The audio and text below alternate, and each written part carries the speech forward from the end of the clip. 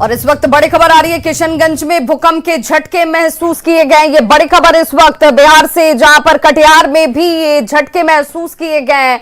तो किशनगंज, कटिहार या भूकंप के झटके महसूस किए गए। लोगों ने भूकंप के इन झटकों को महसूस किया, जिसके बाद लोग सुरक्षित घरों से बाहर निकल के आ गए। किशनगंज में भूकंप के झटके महसूस किए गए, ये बड़ी खबर इस वक्त सामने आ रही है। साथ ही साथ कटिहार में भी भूकंप के झटके लोगों ने महसूस किए हैं।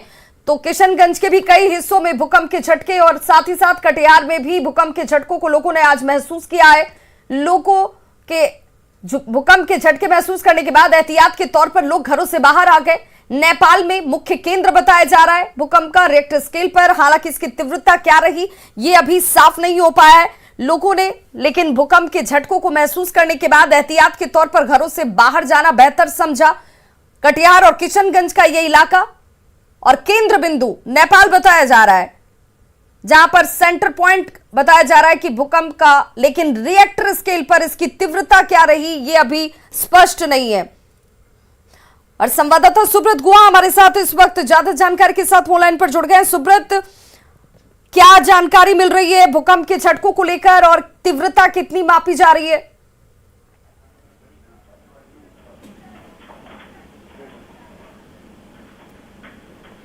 सुब्रत, आप तक हमारी आवाज पहुंच पा रही है? अरे यहाँ से कनेक्ट है वो।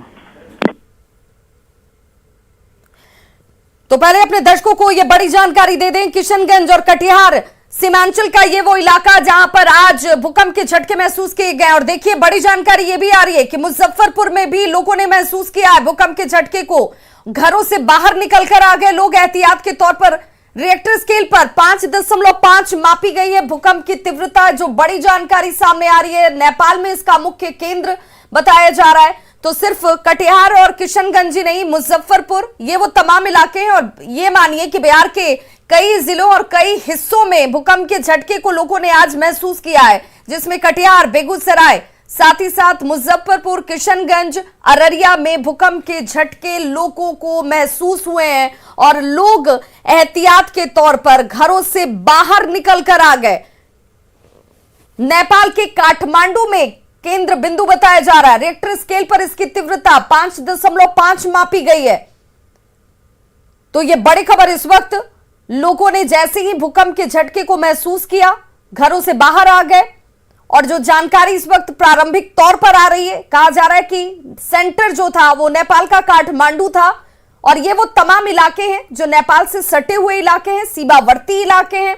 और यहां पर रहने वाले लोगों ने इसे महसूस किया है, जिसमें मुजफ्फरपुर, कटिहार, अररिया, किशनगंज, ये वो सीमांचल के इलाके।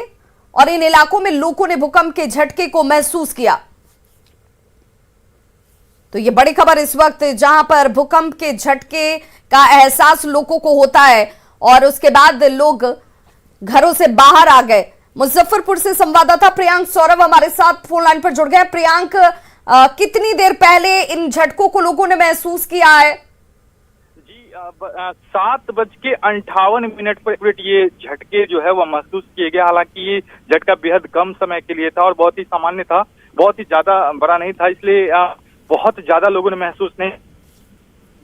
7:58 में भूकंप के झटके महसूस किए गए।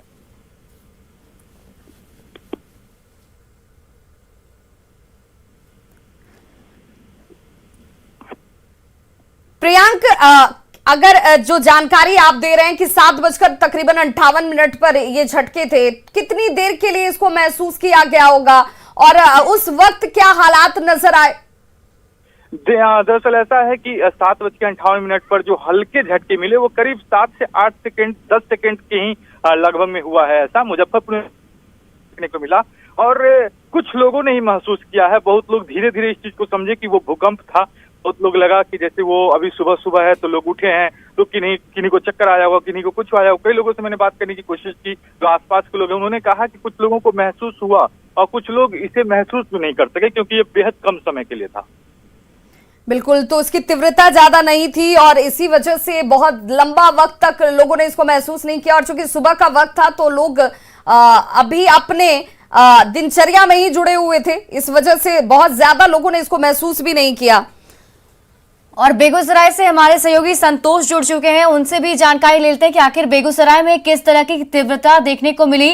संतोष, वहां क्या कुछ माहौल था, कितने बजे लोगों ने इस झटके को महसूस किया और क्या माहौल उस वक्त वहां पर? जी देखिए, चूंकि सुबह का वक्त था तो लोग अपने घरों में ही लगभग लोग जो है अपने घरों में ही थे। कुछ लोग सोए हुए थे या कुछ बैठे हुए थे। तो लगभग 7:59 से लेके 8:01 तक लोगों का कहना है कि इस बीच जो है हल्के झटके महसूस किए गए। बहुत लोगों ने इसे महसूस भी नहीं किया, लेकिन जिन लोगों ने महसूस किया वो जब तक कुछ सोचते तब तक भूकंप के झटके खत्म हो चुके थे। हालांकि कौतूहल लोगों में जरूर बन गया और बाद में जो है लोग भयभीत भी हुए और अपने घरों से निकल गए। तो मुश्किल से 1 मिनट के दौरान जो है ये झटके महसूस किए गए, लेकिन बहुत मामूली झटका होने की वजह से अधिकांश लोगों ने इसे महसूस ही नहीं किया। जी बिल्कुल संतोष, चूंकि सुबह का वक्त होता है, लोगों को अपने अपने तमाम कार्यों को लेकर के बाहर निकलने की जल्दबाजी होती है, लेकिन चूंकि आज रविवार का दिन है, तमाम लोग अपने घरों में होंगे, इस वजह से भी इसे महसूस लोगों ने ज्यादा नहीं किया।